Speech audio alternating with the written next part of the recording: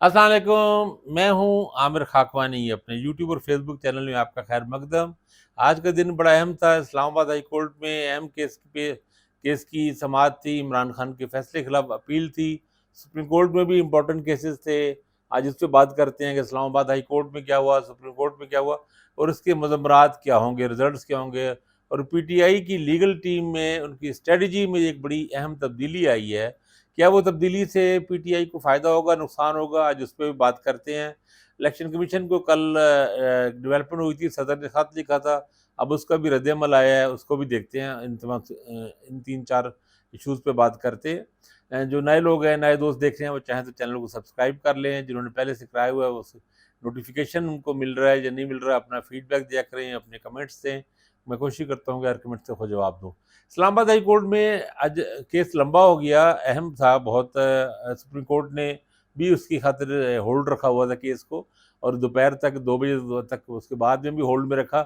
आखिरकार supreme court में जो तीन अपीलें इमरान खान के केस की लगी हुई थी, वो फिलहाल तो चला गया, पोस्टपोन हो गई। अब देखना ये है कि शायद अगले वीक में चला जाए मामला।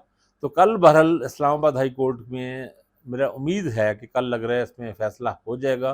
और बज़ाहिर तो ऐसा नज़र आ रहा है कि इमरान खान की जो सज़ा है वो शायद कल मुअत्तल हो जाए उस केस में। अच्छा, जुम्मे के दिन बड़ा दिलचस्प रहा है। जुम्मे को अक्सर मुस्लिम लीग नून के हवाले से बड़े फ़ैसले आते रहे हैं। जस्टिस साकिब निसार के दौर में तो ख़ास तौर पे वो 2 धड़ाधड़ फ़ैसले आते थे, सारे जुम्मे के दिन ही आते थे।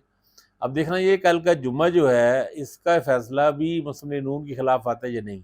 भाई, इमरान खान की सज़ा अगर मुअत्तल होती है तो ये फ़ैसला मुस्लिम लीग नून के खिलाफ ही है ना।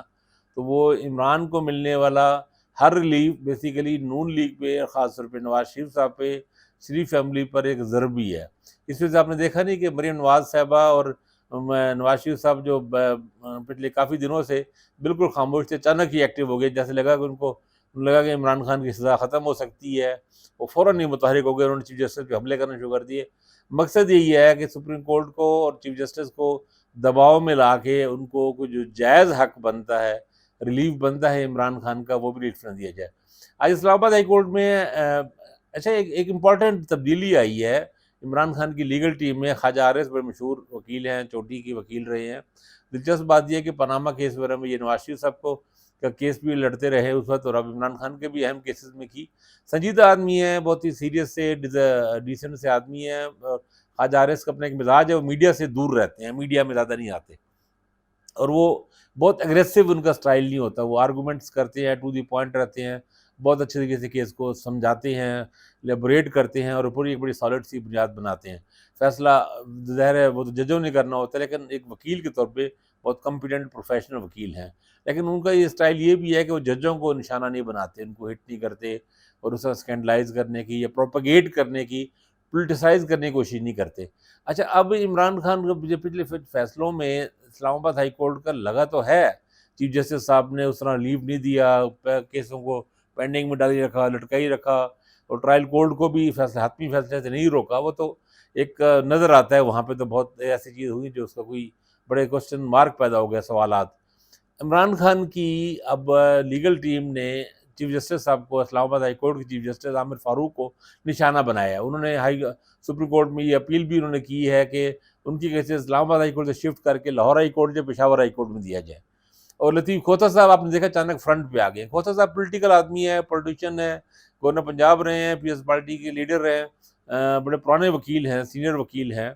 लेकिन उनका ना बड़ा एक जारियाना सा, अग्रेसिव सा स्टाइल है। वो चीज़ों को उछालते हैं, बढ़ाते हैं, मुबालगा करते हैं, प्रोपेगेट करते हैं। वकील तो ठीक ही होंगे वो, लेकिन उनमें ये उनको उस तरह ख्वाजा हारिस की काबिलियत का वकील नहीं समझा जाता वकला के सर्कल में। अलबत्ता जिस तरह कहते हैं ना, खप डालने वाले वकील हैं। कुछ वकील ऐसे जो इस हवाले से शोहरत रखते हैं। मसलन इरफान कादिर साहब की वजह शोहरत यही है कि वो खप डाल देते हैं और काफ़ी एग्रेसिव हो जाते हैं, बोल्ड हैं, आउटस्पोकन हैं, थोड़ा-सा ज़्यादा अभी आगे जाके वो बातें भी कर लेते हैं जजों के सामने, कोर्ट के सामने, जो आमतौर पर वकला नहीं करते। रिस्पेक्ट में खामोश हो जाते हैं। तो लतीफ़ खोता साहब भी इस तरह करते हैं।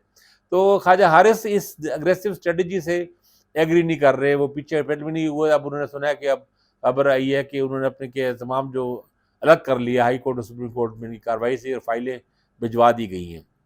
आज भी वो पेश नहीं होते, अगरचे इमरान खान की वकला, अगर बैरिस्टर सलमान, अगर टीम अभी भी स्ट्रांग है, लतीफ़ खोसा हैं, सलमान अकमल राजा साहब हैं, पंजोता साहब हैं, शेर अब्दुल मरवत हैं, और भी वकला हैं, तो सलमान अकमल राजा खुद भी एक अच्छे कॉम्पिटेंट वकील हैं। लेकिन बहरहाल ख्वाजा हारिस की मौजूदगी से तक़वियत मिलती, तो ये कोशिश कर रहे हैं अभी ख्वाजा हारिस को लाने की। लेकिन ये जो एक अग्रेसिव मोड में गए हैं, कल मुलाकात भी हुई है लतीफ़ खोसा की, बाबर अवान की, ये भी इंटरेस्टिंग बात है। बाज़ लोग इमरान खान की बहुत सी गलतियों का और बहुत से मसाइल का ज़िम्मेदार बाबर अवान को भी ठहराते हैं।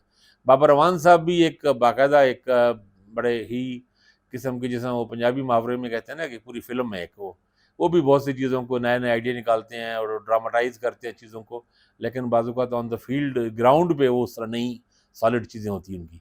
तो लग रहा ये रहा है कि इमरान खान अब अपने चीज़ों पे खोसा साहब और बाबर अवान पे डिपेंड कर रहे हैं, बजाय हामिद खान जैसे या ख्वाजा हारिस जैसे वकला पे। अब ये स्ट्रेटजी किस हद तक उनके लिए फ्रूटफुल साबित होती है, वो ज़ाहिर है हमें कुछ दिनों में अंदाज़ा होगा। बहरहाल इस्लामाबाद हाई कोर्ट में आज खासे दलाइल दिए और केस बड़ा कमज़ोर, असल में ट्रायल कोर्ट का फैसला इतना कमज़ोर है कि उसका ज़्यादा दिन तक ठहरना मुमकिन नहीं है। मतलब उसमें आप देखें ना, किसी मुल्ज़िम का हक़ दफ़ा ही ख़त्म कर दिया गया है, गवाह उसके पेश नहीं गए। किसी क्रिमिनल केस में कभी ऐसा नहीं होता कि जज जो है ना वो मुवक्किल को गवाह पेश ना करना दे और कहे कि भई ये कहे कि उनके गवाह इर्रेलेवेंट है, और फिर जितनी उजलत दिखाई गई है वो भी बिल्कुल एक गैर ज़रूरी थी। आज लतीफ़ खोसा साहब ने कहा, उन्होंने कहा जी हमने ख्वाजा हारिस पहुँच गए थे उनके एक मुंशी के साथ, उन्होंने खैर क्लेम तो ये है कि अगवा कर लिया गया था, अगवा होगा या नहीं होगा, कि जो भी वाक़या था 12 बजे पहुँच गए थे, तो इतना बड़ा ऐसा मसला नहीं था कि ना सुना जाए। इतनी कौन-सी उजलत थी, लेकिन हम सब जानते हैं उजलत क्यों थी, क्योंकि वो आखिरी दिन था और उसके बाद अगले 2 दिन बाद उनको लंदन पहुँचना था सेशन जज साहब को। तो ये सब चीज़ें हम तो अब तो खैर सबके सामने ही है। और वो उन्होंने एक दिलचस्प बात की, उन्होंने कहा कि 12 बजे उन्होंने कहा कि नहीं मैं आपकी बात नहीं सुनता, और 12:35 पे उन्होंने फैसला महफूज किया, 12:30 पे, और 35 मिनट बाद उन्होंने 30 सफ़े वाला फैसला जारी कर दिया। तो इसका मतलब फैसला तो पहले से लिख के आए हुए थे, फिर उनके दलाइल से तो कोई तो उनको ज़रूरत ही नहीं थी ख्वाजा हारिस की दलाइल देने की। तो ये बड़ी ही सवाल है, इस तरह के ऑब्वियस है। तो आज अमजद परवेज़ साहब ने काफ़ी सारे पॉइंट, जो इलेक्शन कमीशन के वकील हैं, अच्छा ये भी इंटरेस्टिंग बात है, लतीफ़ खोसा साहब ने सवाल भी उठाया कि आखिर इलेक्शन कमीशन इस मामले को इतना पर्सनल क्यों ले रहा है, कि उसके लिए प्राइवेट वकील को हायर किया गया है, अमजद परवेज़ साहब को, और जो इलेक्शन कमीशन के रूटीन के वकला है वो नहीं है। बल्कि एक तो इस्लामाबाद से भी सुप्रीम कोर्ट से भी खबर आई आई है, बाद सोर्सेज वहाँ पे कह रहे हैं कि अगर ये अगली जो सुप्रीम कोर्ट में समाअत होगी, आज तो नहीं हो सकी ना, इसी केस के अपीलों पे सुप्रीम कोर्ट ने होल्ड किया हुआ है कि इस्लामाबाद हाई कोर्ट का फैसला आ जाए तब हम देखें इस मामले को। तो उन्होंने कहा कि अगर हुआ तो फिर हम इलेक्शन कमीशन की सोर्सेज जो बता रहे हैं कि अशतर साफ साहब या इरफान कादर, या इन दोनों वकीलों को हम अगले ले आएंगे। इसका मतलब है अभी दोनों महंगे वकीलों को ले आने का मकसद ही, अब आप समझ सकते हैं कि इसके पीछे क्या है, इलेक्शन कमीशन क्यों इतना पर्सनल है और क्या मामला हैं। तो इस्लामाबाद हाई कोर्ट में बहरहाल केस कल पे चला गया है। अमजद परवेज़ साहब ने मुख्तलिफ पॉइंट्स डालने की कोशिश की है उसको लंबा करने। कल भी उन्होंने कहा कि मैं 3 घंटे लूँगा। उन्होंने बीच में एक और भी इन्होंने एक नुकता उठाया कि जिसको स्टेट को, रियासत को भी इसमें नोटिस देना चाहिए, चूँकि ये मुजरिम हो गए हैं। चीफ जस्टिस ने कहा कि भई ये तो इलेक्शन कमीशन का मामला था और इलेक्शन कमीशन की तरफ से आप पेश हो रहे हैं। उन्होंने कहा नहीं जी, अब इनको सज़ा मिल गई है तो अभी रियासत की तहवील में है, तो रियासत को भी नोटिस देना। मकसद ये है कि टाइम और ज़ाया हो। मकसद सिर्फ ये है कि उनको और चंद दिन और इमरान खान को रहना पड़े और ज़्यादा से ज़्यादा तंग करना ही, जो असल मकसद है इमरान खान को ज़्यादा से ज़्यादा दबाव में रखना और उनको तंग करना ही है। नहीं तो इतना कमज़ोर है कि सज़ा तो सस्पेंड हो जाएगी, वो तो मतलब सीधा साधा ही केस लग रहा है। तो कल देखिए इस बारे में डेवलपमेंट होगी। आज इस्लामाबाद में एक इम्पॉर्टेंट हुआ, अब्दुल रज़ाक शर का जो मामला, वकील जो मर्डर हुआ था कोयटा में, उसमें इमरान खान की गिरफ्तारी के लिए पहले जस्टिस याह्या अफरीदी का भी बनना, 2-3 बार ये बेंच तब्दील हुआ। तो आज चीफ जस्टिस ने इस बेंच की प्रिज़ाइड किया और उन्होंने खैर उसको सुना, और वहाँ भी लतीफ़ खोसा वहाँ भी पेश हुए। तो वहाँ पे खैर अब आज वहाँ से हुआ, तो पिछली बार बड़ा मारूफ वकील हैं कोयटा के, वो अमानुल्लाह कंज़ानी साहब, तो उनकी खासी तल्ख़ कलामी हुई थी उस वक़्त, जो जस्टिस अज़हर हसन रिज़वी साहब जो थे, उनके साथ काफ़ी मसले बने थे, तौहीन अदालत के मामला बना था। आज वो आए नहीं और पता लगा कि वो उनके साहबज़ादे अलील हैं और उनकी अदालत की वजह से वो नहीं आ सके, तो खैर एडजर्न हो गया।